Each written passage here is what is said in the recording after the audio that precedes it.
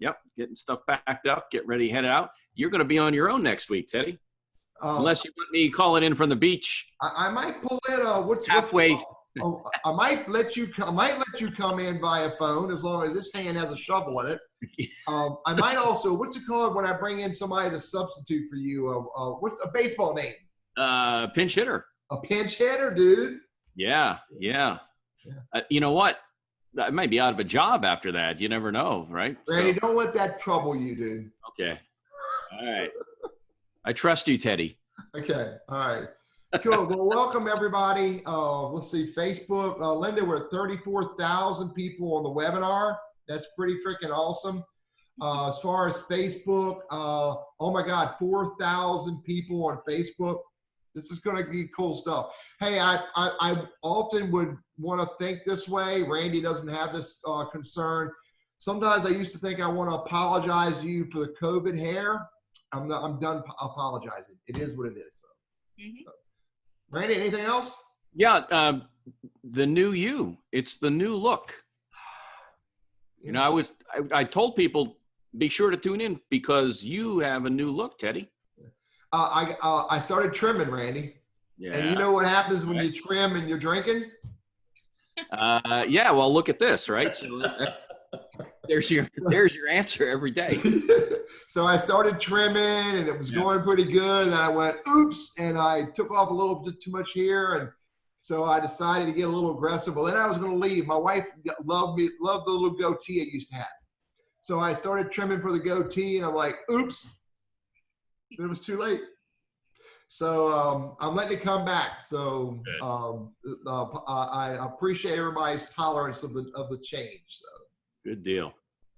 Okay, let's get started today. Yep, let's get started. We're 36,000 people. The internet's burning up. So again, Teddy Burris, Randy Wooden. This is our lunchtime conversation. We do it every Wednesday from noon to 1.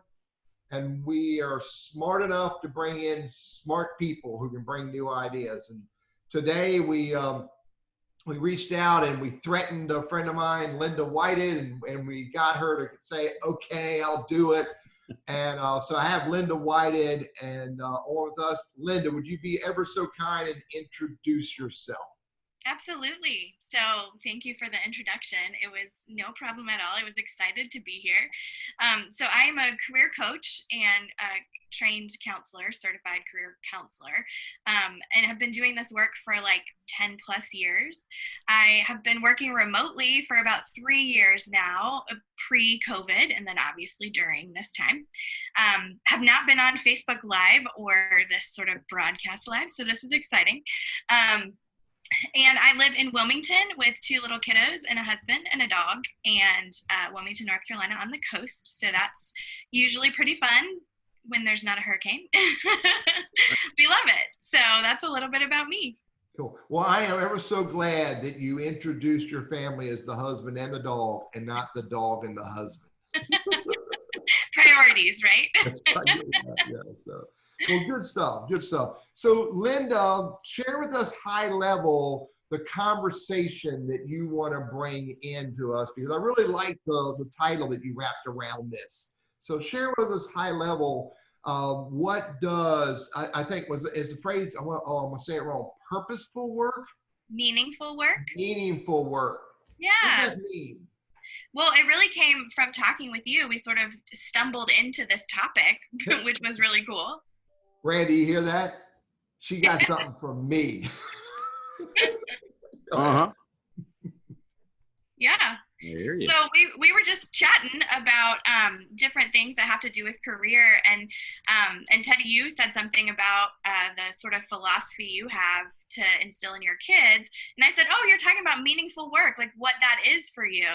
And I said, you know, I talk with people so often about what the benefit of doing meaningful work, but then also people are like, oh, what do you mean? I don't know what that is. And so I started to kind of expand on that a little bit, and we thought, oh, there's a whole topic here. We could kind of open up and just see what people think about it.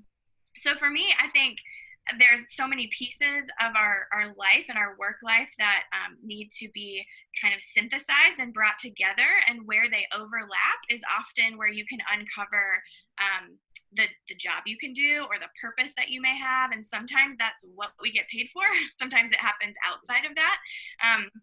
But it's so important. And I think the reason that we're talking about it right now, and the reason that we kind of even brought it up, is we're in such a crazy time, right? You guys started this whole lunchtime talk because we're all at home and we have the opportunity to engage in different ways.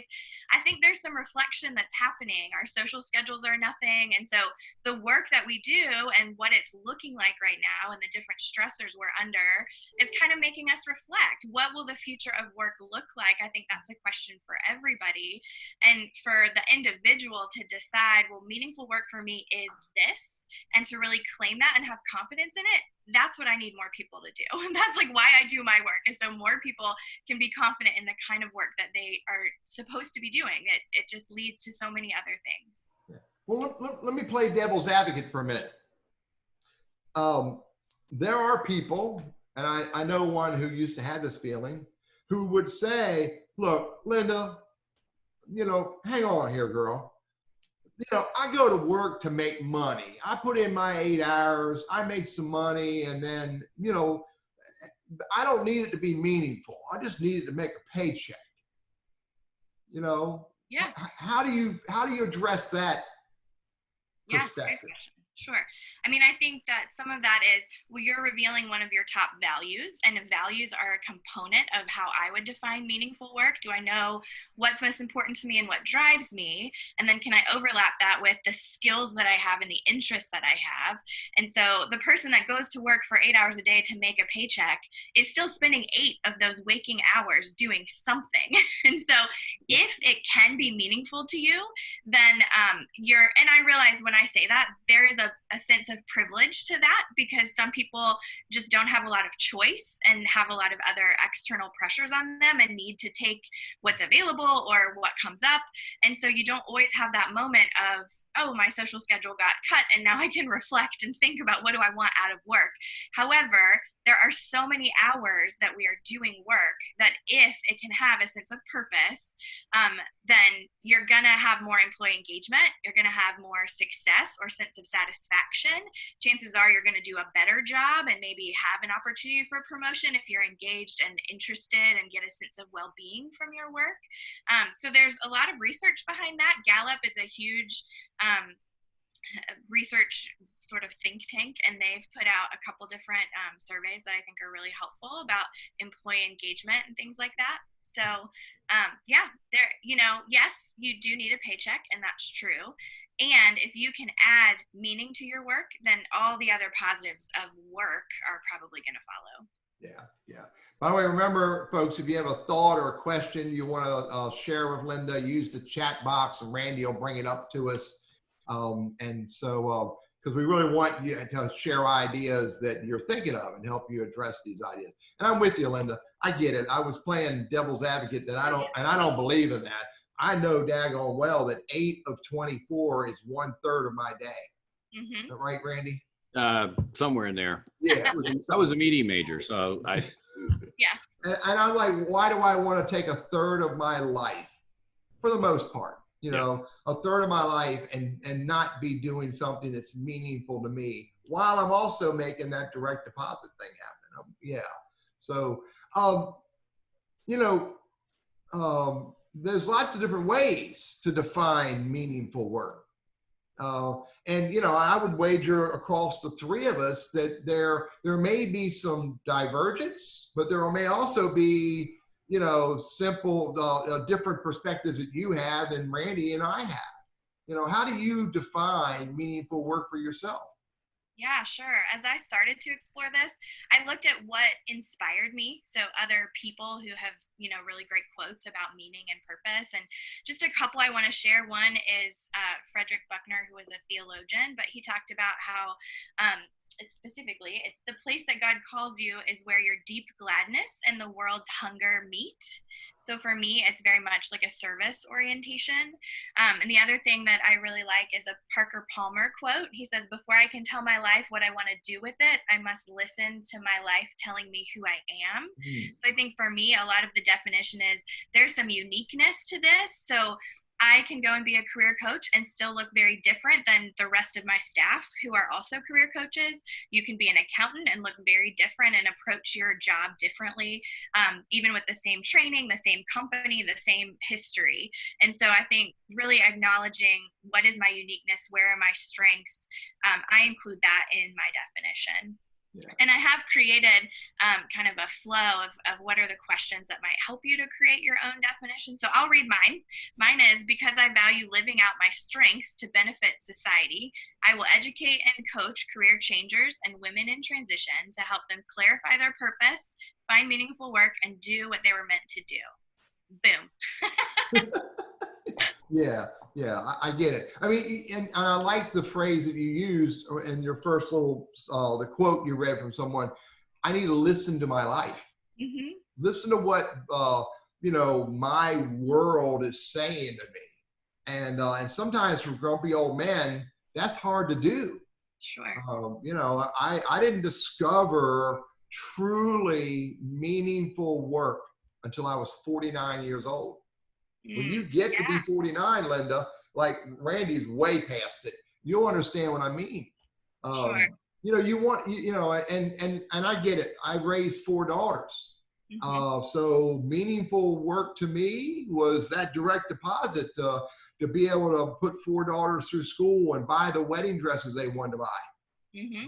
7 of them, by the way. Randy knows this story. That's a whole conversation for another day.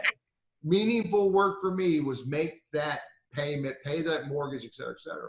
Mm-hmm. But in time, I too started to discover that you don't just measure the value of a job by money. Mm-hmm. There's a whole lot of other ways to measure it. Randy, when you think of meaningful work, go ahead. Well, I was going to throw in a comment or question that one of that Carol had.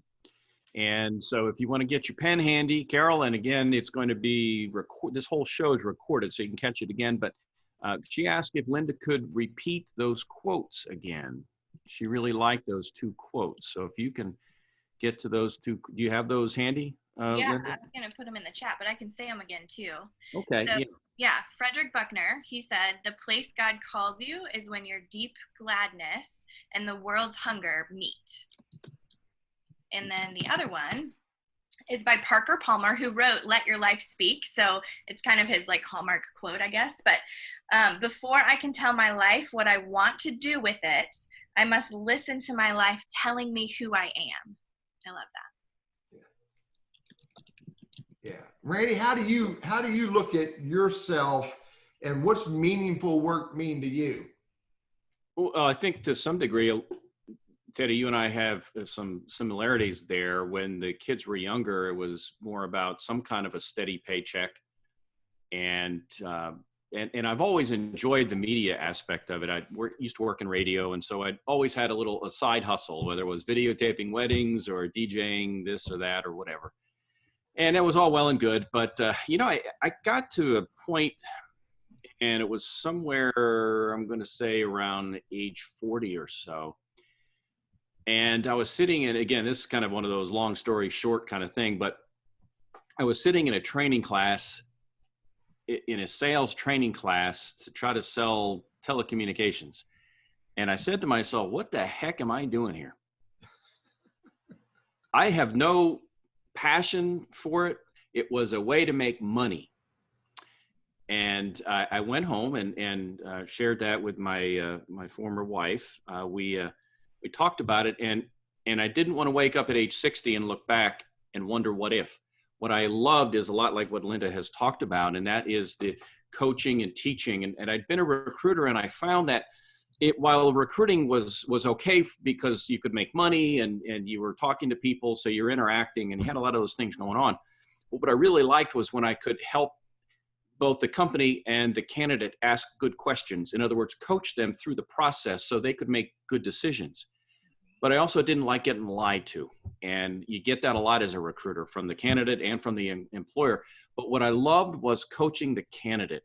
My mom was a school teacher. And so for me anyway, the ability to earn an income while being a coach and instructor, and also utilizing the media experience where I don't have to rely on okay, I have a radio gig or I've got a TV gig, and if I lose that, I'm going to have to move to a new city and start all over again.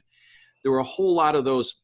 It's the passion that I derive from it, and combining that with the ability to communicate effectively what we do and how we do it and have fun with it. I love having fun. I'm a practical joker, and Teddy, you've known me for a long time.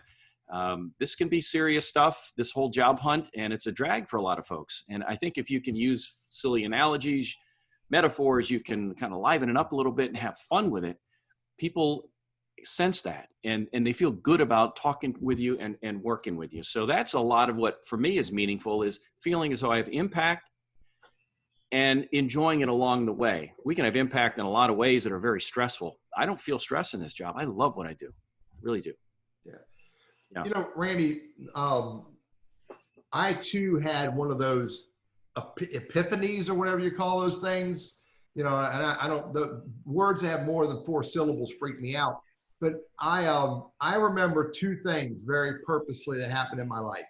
One was, I used to say over and over and over again, my purpose is to help businesses be successful.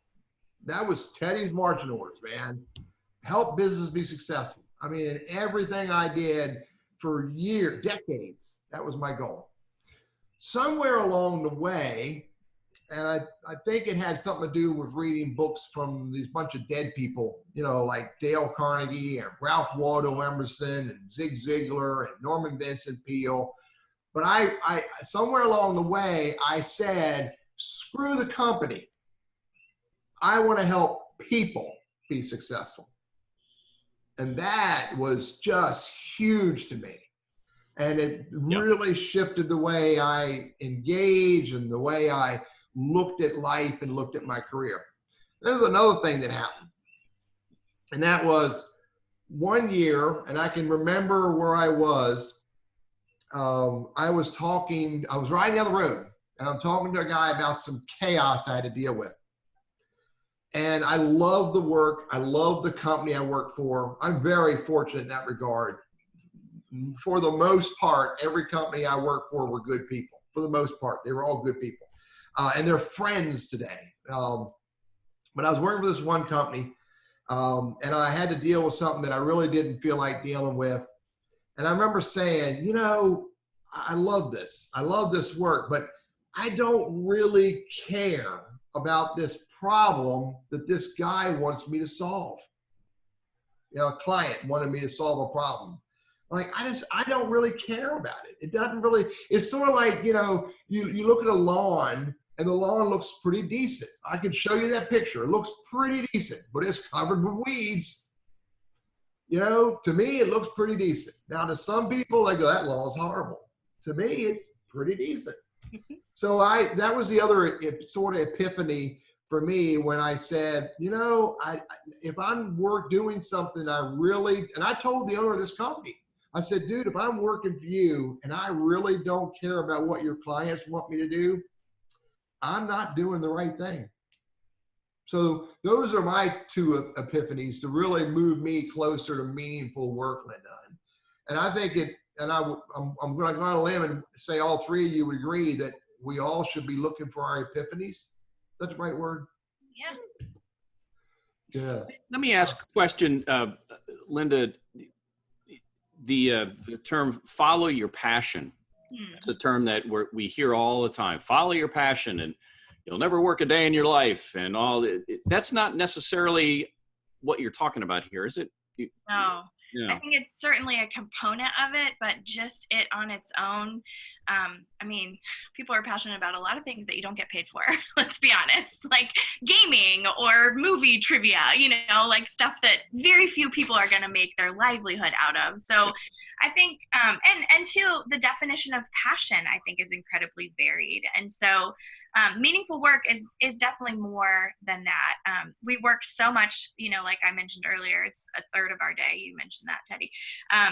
And it is a need for a paycheck. There's also other needs or values that people are going to have, like status or a flexible schedule or a fun team. You know, there's all these different things that are so individualized. And I have a friend who is similar, like in her early 50s, and she just left a job that was really giving her good money, but she could not find meaning in it anymore. And she was like, I am done. She's taking what she's calling a sabbatical, where she's living off of her savings to kind of reassess.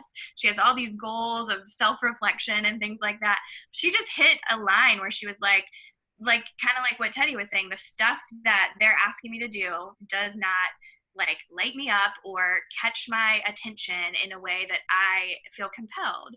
I think another piece to meaningful work is that idea of your why. And so if people have seen the Simon Sinek TED Talk about what your why is, I just love that. I mean, it's targeted toward businesses, but individually, if I'm clear on my motivation and I am talking to people about why I do the things I do, then they are going to resonate with that much more than what I do. You know, so if I'm helping instill more confidence in people, that's way more useful language than, you know, I can edit a resume for you.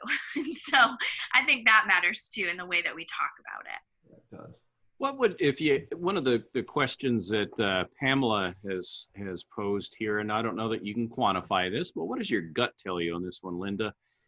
For most workers around our world, how many of these would have the opportunity to follow their passion and get paid for it? Is there any sense for that in people that you talk with?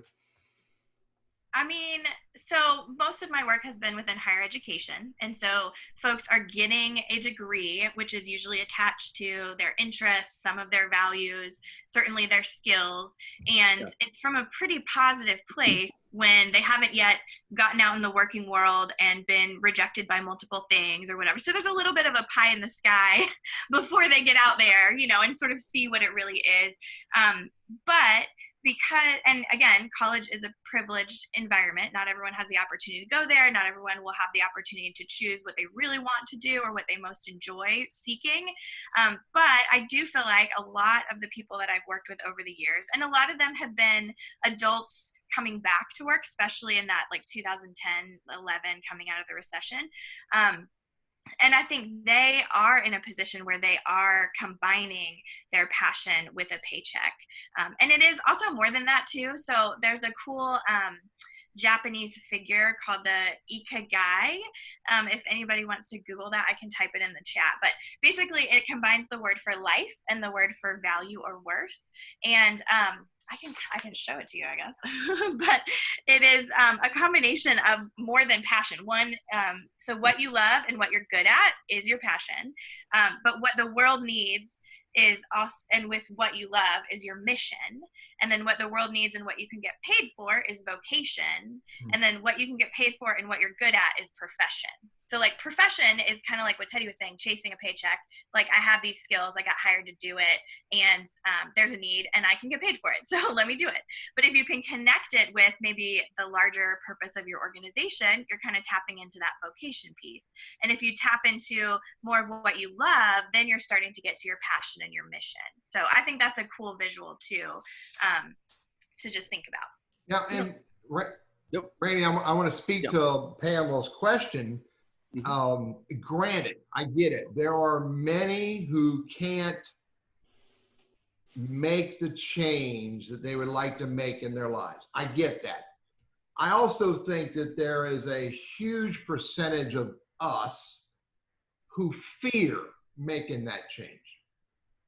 And because there is fear there, they won't explore the opportunity. And this is the cool thing. This is one of the things I teach people. It's the hashtag, or it's the tagline of my business. It all starts with conversation. So if you've got a thought or an idea, find ways to turn that into conversations. Doesn't mean you have to quit your job to go start this, passion-driven, exciting, whatever kind of career, or something way freaking different, like become a social media strategist at 50 years old. 50-year-old, you remember, become a freak. Most people don't do it because they're afraid, not because they can't. Is that a fair statement? Yeah.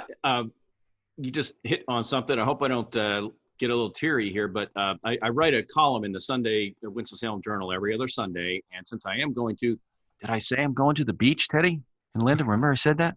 Anyway, so over the Memorial weekend, I wrote the column that's going to run on the 7th or whatever. And then I wrote one that is going to run on the 21st, which happens to be Father's Day. And it's a look back at my dad and what his generation was like work-wise and how things have changed till now. But I'll always remember one time he said, Randy, I don't know what I want to be when I grow up. And I don't know how old he was, but he was my dad. So, tack on another 25, 30 years beyond whatever I was. But he fell into his job because he was a good bowler. He could bowl. And back in the days in the 50s, every company had a bowling team. So they said, Bob, you want a job cutting grass as a maintenance guy? And he goes, sure. No high school. Yeah, he could bowl. He had no trade school. He had high school diploma. So anyway, fast forward 45 plus years, he retired from that company. But again, he was paid pretty well. He knew he didn't have a degree. So for him, he felt kind of boxed in a little bit. He had skills that he could earn a living and provide for the family. But he went through a lot of his life kind of wondering, is there anything else out there? And whether he just didn't have the courage to, or maybe the support from my mom to help encourage that, he never went for it. He never did that next step. And then he retired. But it's interesting because there are drivers that everybody has, motivators, I think, and some are stronger than others. And quite honestly, that safety and security, especially when you're married and have a family, that weighs awfully heavily. And so I don't want to, I guess one of the things I don't want to have happen here for those that are watching is to say, hey, if you don't go for it, you're a failure. Or if you don't go, or if you go for it and fail, you're a failure. Was it Evel Knievel said something? I know you're quoting famous theologians, and I quote Evel Knievel. And I don't even remember the quote. I'm just making this up. But basically what he said was, look, people say you're stupid. You're gonna die. What kind of idiot's gonna hop in a rocket and cross the canyon? And he basically said, look, I go for it. I'll never wonder what if. I went for it. And those guys sitting on the sidelines, let them sit. I went for it. Yeah, I'm with you. And buddy, in total transparency, I didn't make my leap until I was 49 years old. The girls were out of the house. They weren't on my payroll. So, there was less risk for me. And when I lowered the risk, then it became easier for me to make that change. Sure. Yeah, and so, let's say, Elizabeth, use the chat if you don't mind and drop a question in for Randy. Yeah. And Randy will bring it up to us. So, how do you do this? How do you do this, Linda? How do you discover what the triggers are for you to want to make the change? How do you discover the journey that you should go on to get there? What are the components that you would tell people to bolt together to help them consider this? Sure. I think just before I get into that, I did want to mention one thing, because we've talked about discovering your meaningful work and then making a change. And I think there's still some value in discovering and defining your meaningful work and looking at what you're currently doing. There's probably more ways to make your current work meaningful, to connect it with that larger vision, or to just remember that the paycheck allows you to do this and this and this, which really does, meet your heart's desire. And so I think, this work is still worth doing, even if you're not facing a career change or a furlough or unemployment, et cetera. But yeah, I think, questions to ask yourself, it all starts with that self-awareness, self-knowledge, which we're always growing in and learning more about ourselves. But I think there are some questions that you can consider. I've actually put it together, and I'll drop the bit.ly in the chat here, but you can go and grab that if you want to do kind of a worksheet, because I like teaching. So I put it together. But some of the questions might be like, when does time just fly by? What am I doing when I feel sort of in flow, or that stuff's just going by really fast? And then conversely, what empties me out, or what are the things that really drain me? Situations, experiences that are totally depleting, because I want to avoid that. We kind of avoid pain, and hopefully we're avoiding fear, although fear is certainly a motivation. Sometimes we sit in that. Sounds like that's kind of what we were discussing earlier. But some questions might be like a miracle question. So if money were no object, what would you want to do with your day? Just to kind of get you to think broader. So often when I'm coaching people, it's either that they need to go broader or they need to come more narrow. And so you just have to figure out where you are. Is it more that, work for me is just this definition and I've never tried to expand it? So just, in any free time you have coming up, expand it. Or is it that, I can do anything, and it's just a matter of coming down to this level of like, what is my next step? And Jenny Blake wrote a book called Pivot, and I think it has a really good like 4-step process for you to just pivot, like put a foot, a toe in the water and kind of try things out, and then test it. And if you need to start doing a side hustle and seeing if it makes you money before you make a leap, kind of thing. I think the other thing is assessing your network, asking other people what they notice about you, what lights you up, what was a time that you were really on fire for something, and just look for clues in that. I think also your network is a place to find those places to pivot. Like, where should I start? Well, I happen to know this guy who runs this company. So maybe, and a lot of people's stories kind of zigzag, throughout their lifespan because of people that they knew. I mean, the majority of our jobs come through a form of networking anyway, and we don't want to forget that.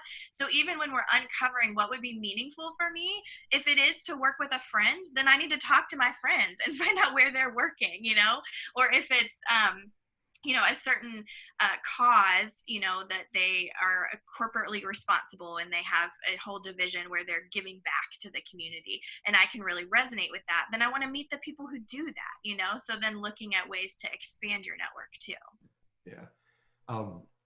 Randy, thought? Yeah, I was going to say, Betsy had made a comment that is an observation that's very, very on point, and that's, and I'm paraphrasing now, maybe we're not in a situation where we can, through our full-time work, find that meaning or that heavy meaning. So maybe instead we look at what we do on a volunteer basis or something in the community where that can feed the passion and the meaningful component.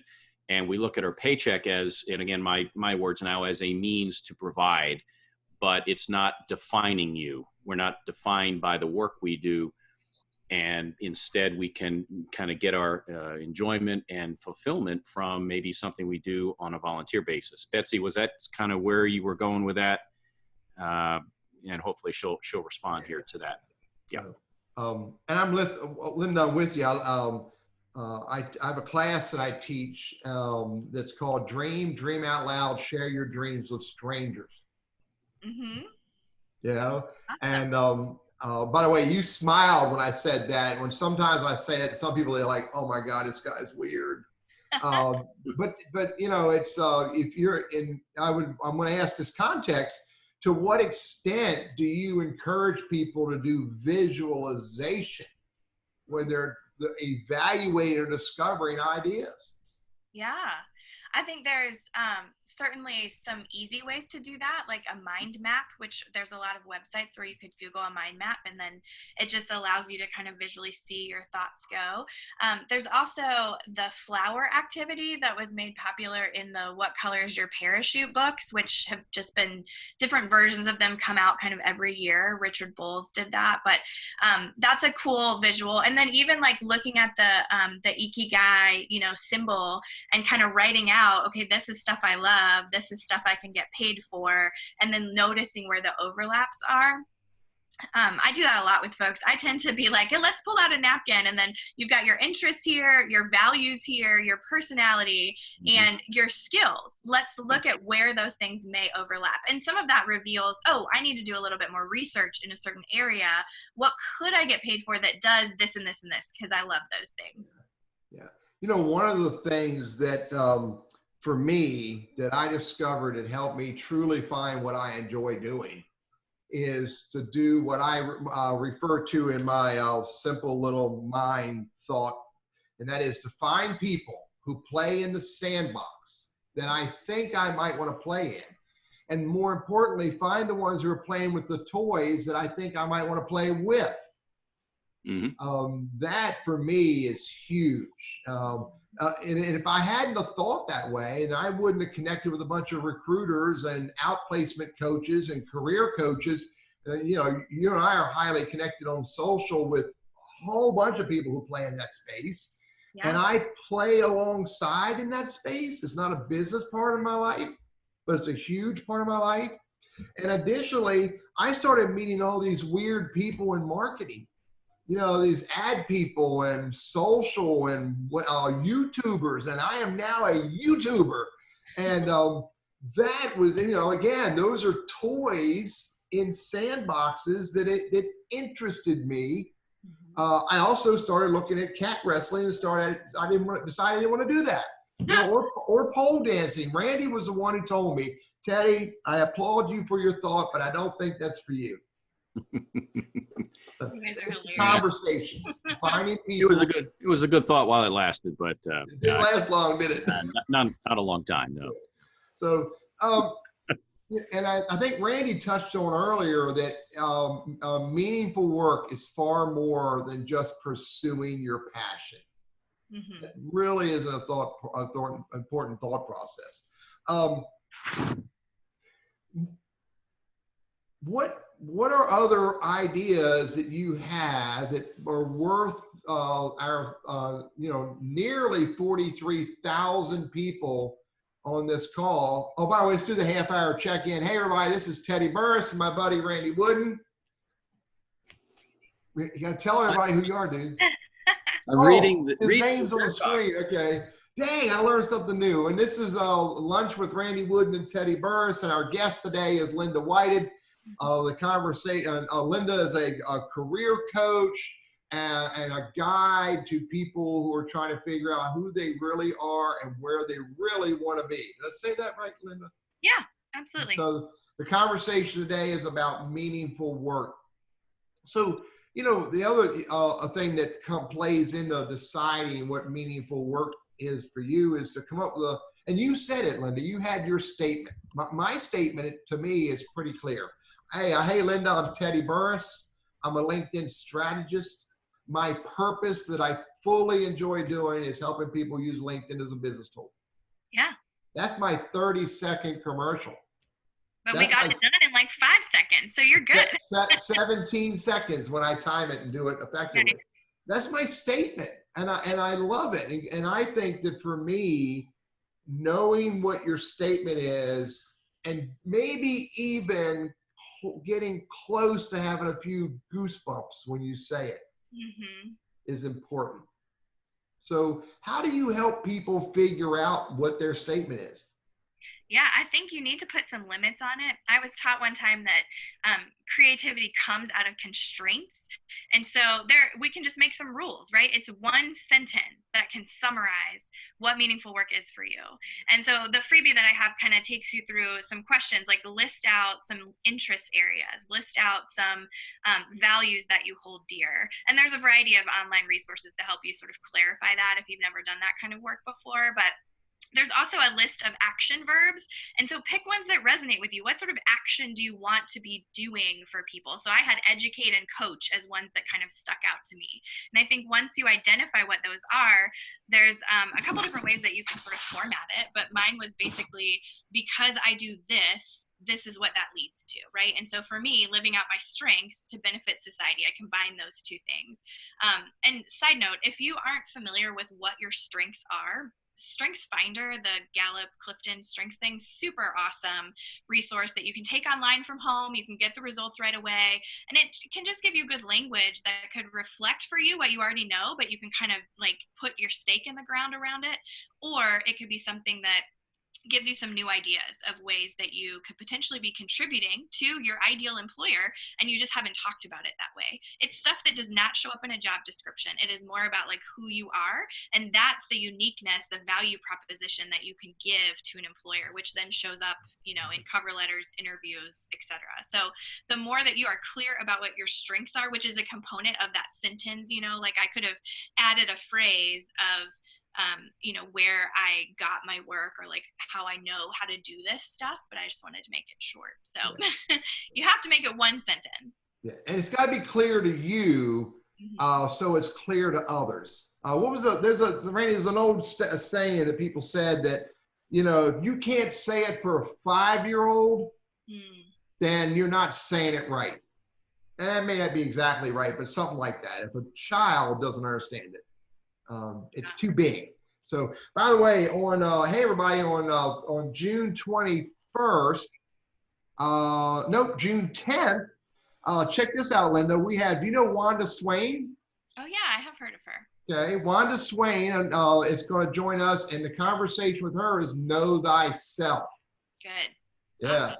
Plays in this whole idea of, you know, meaningful work. Yep. So yeah, so look forward to that in a couple of weeks. So what else is important, Linda? How can you bring this together in a closing statement that really pokes us and makes us think? I think some of it is, and we've alluded to this earlier, but like, you know, at the end of your life, what do you want to remember about the work that you did and why it mattered? That why it mattered phrase is maybe something you want to sit with a little bit and think, you know, did it matter to one person? Great. Then that could be enough for you. You know, if the organization that you were a part of, that sort of loyalty to them mattered, then great, you know, but what is it? And that is an individual answer. But, and if what you uncover is that what you're currently doing doesn't match the way that you want to reflect, you know, years down the road, then there might be some changes that you want to make. And some of it might just be your mindset about your current work, or looking at side hustles, or, I mean, portfolio careers is very popular now, where we have multiple streams of income. We have several different like sandboxes that we're playing in. So we end up meeting people from a variety of spaces. That's very common these days, and that's perfectly fine. And so let's, you know, realize that we're all in a process, and that my meaningful work statement, I mean, I created that in 2011, I think. And it still mostly fits for me, but I think it would even be worth reviewing again, you know, to think, have I changed a little bit? Are there other things I care more about now? The paycheck would probably be more important because I do have kids I need to put through college at some point, you know? And so as our life stages change and our circumstances change, sometimes our priorities shift, but I think there's still this sort of essence underneath that is who you are and what you can offer to the world. And you've just got to find the place to do that. And I think you're right. You need to always be looking and evaluating where are you, and are you where you want to be. Hey, Linda, quick question I got off of Facebook. This guy named Danny says, how about us older people? How can we find new, meaningful work? Yeah, I would say, does it have to be paid? Because if it doesn't, then there's still a lot of options. I think also be entrepreneurial about it. There's some articles I've read of people who retire and then start businesses. Yeah. And I think that is a really interesting thing, because you've learned so much from a career that you could then offer a very different perspective in whatever your business is. And also it could be totally different than what you did for your whole career. Yeah. So you have that opportunity of like, I've grown in my self-knowledge, I've left one career field, and hopefully at that point, if you have a retirement coming in from something, then you have a little bit of that flexibility to kind of try, you know, some pivot or less fear, I guess, like we've talked about earlier. I think, wait 1 second, I think this guy is referring to revenue generating stuff. So okay.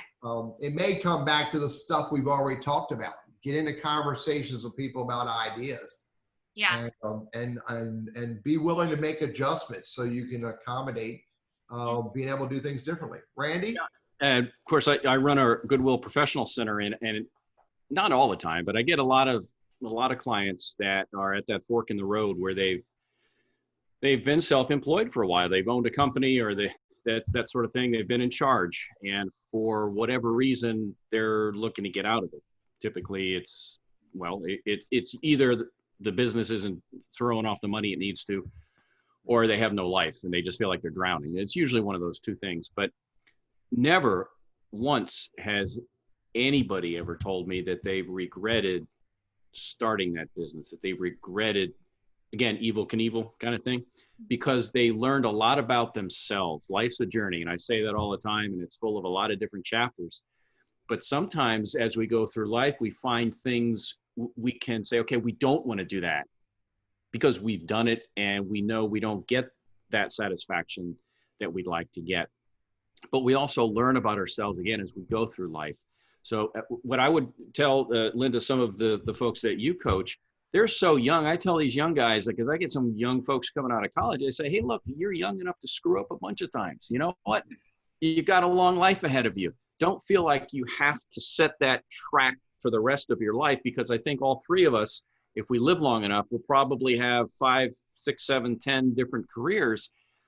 Yep. And again, we don't know what that future holds. So make good decisions based on the information you have. Trust your gut, but don't be overly hard on yourself. I guess that's one thing I wanted to convey is a lot of these guys, they just say, hey, you know what? Yeah, it was tough, but I learned a lot and I grew as a person.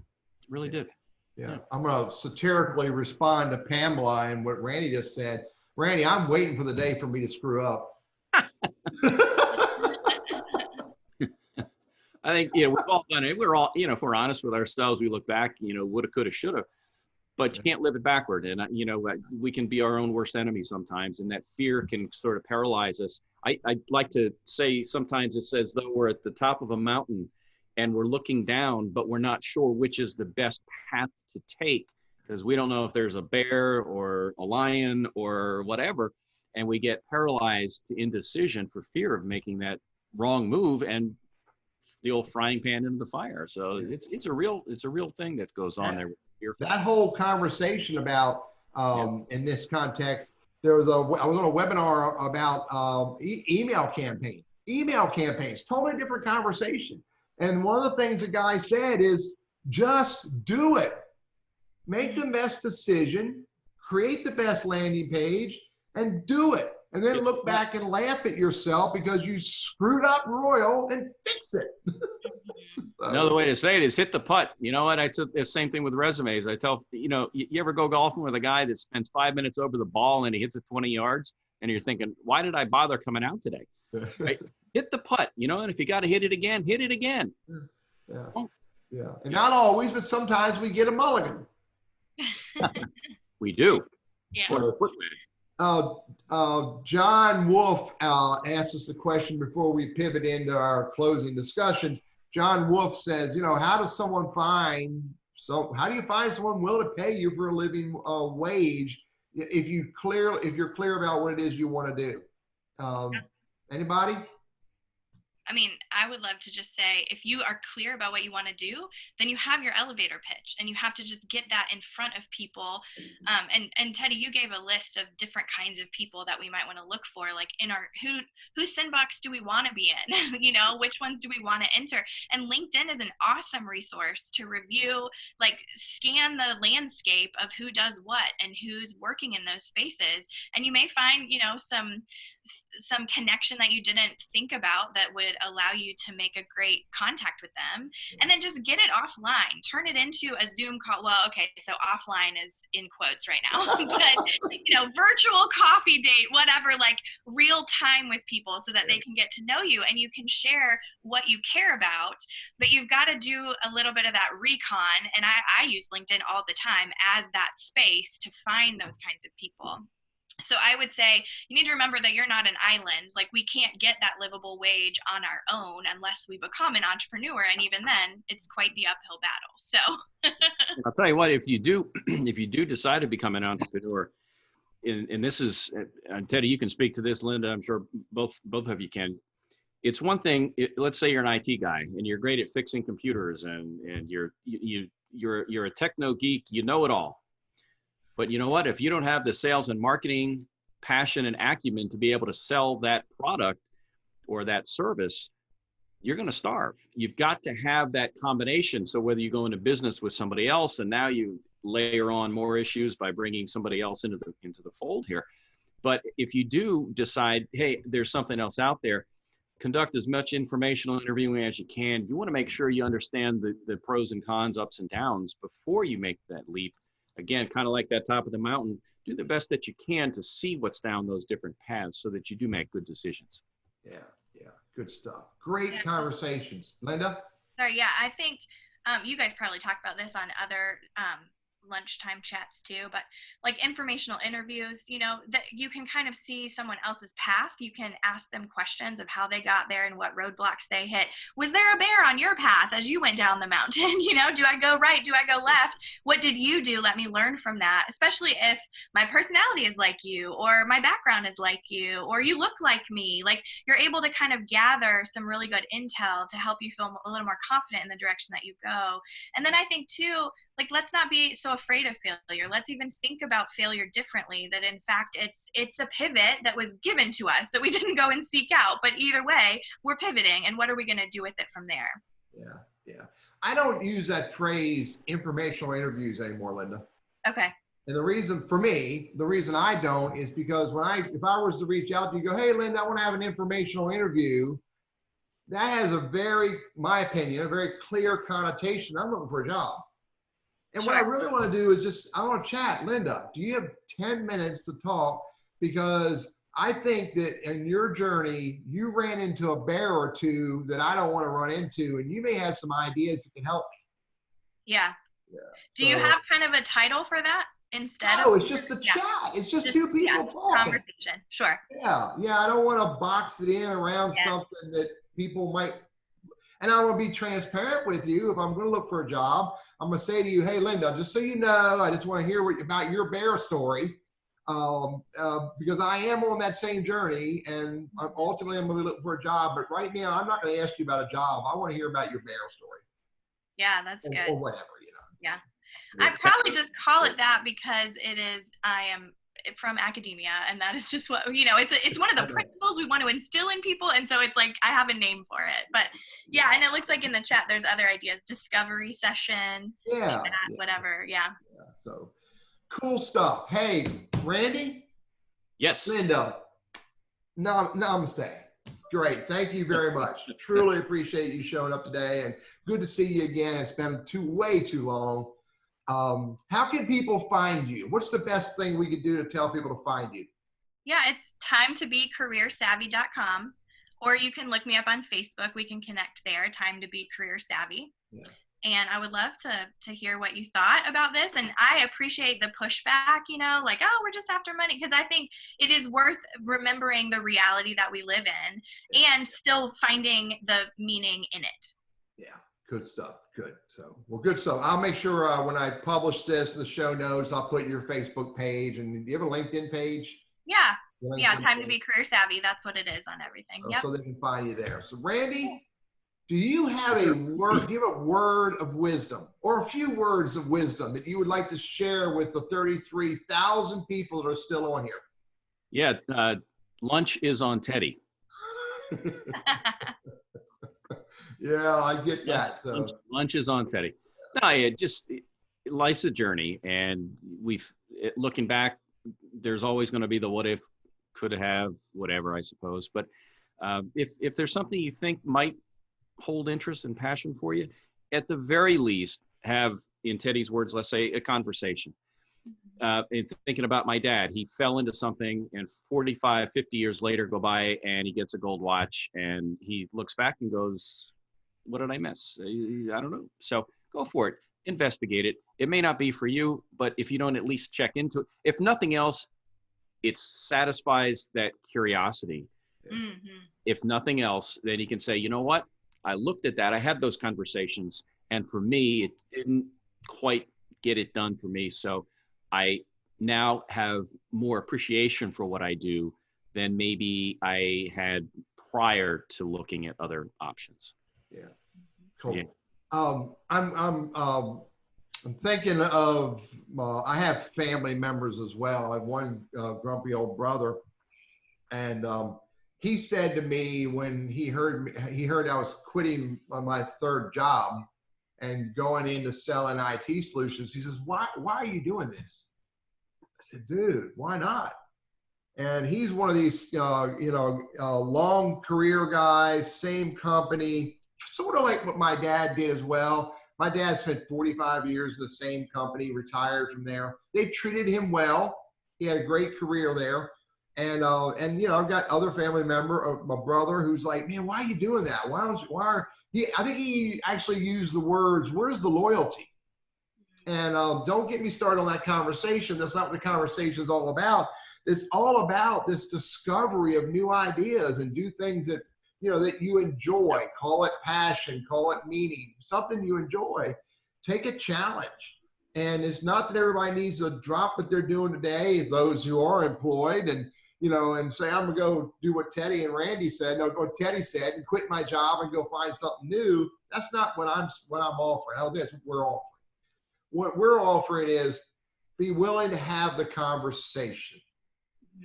Because it's the conversation in its own, and Randy, you said this, the conversation in its own could be so rich, so full of ideas. And Linda, you alluded to it earlier, is it could change the way you do what you do today and make it more meaningful. Maybe you no longer use, a manual stapler. Maybe you have a conversation and someone goes, there are battery operated staplers.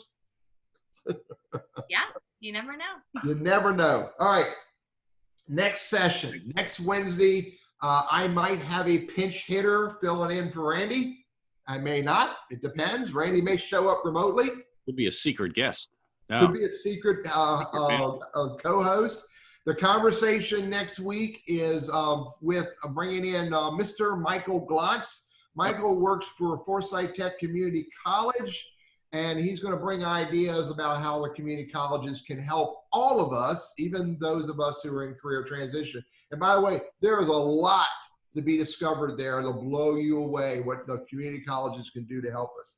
I'll tell you what, Teddy, we have with Goodwill of Northwest North Carolina, we're 31 county Goodwill. So we go from Winston, everything north and west throughout the state. And I'll tell you, Tempe Albright with Goodwill, she's our manager of our skills training area. So we focus heavily with the community colleges in the various counties where we do business. And we are a very close partner with Forsyth Tech. They provide a good number of instructors to help us with our skills training classes. So here again, whether you connect through Forsyth Tech, connect through Goodwill, utilize the resources that are out there. And I wish I were going to be here and to be able to hear Mike, because he's got a lot of good information. But you don't want to miss it next week. Forsyth Tech is a very vibrant community college in our area. And I think they're kind of one of those, what's the term, well-kept secrets or something like that. They're just a wealth of information. Until you really dive into it, you have no idea what all they offer. So don't miss it next week. And my last note is this: if there's a conversation, if there's a subject matter expert, someone way smarter than me and my buddy that you'd like to have us bring to the show, all you got to do is message Randy, message Teddy, and let us know, and we will do our best to bring great people like Linda to the conversation. Again, Linda, thank you. Yeah, you're welcome. My pleasure. All right, I'm out of here because I have a 1 o'clock show to go to, Randy. Linda, I'll talk to you later. Take care. Have a good day, folks. Thanks for joining us.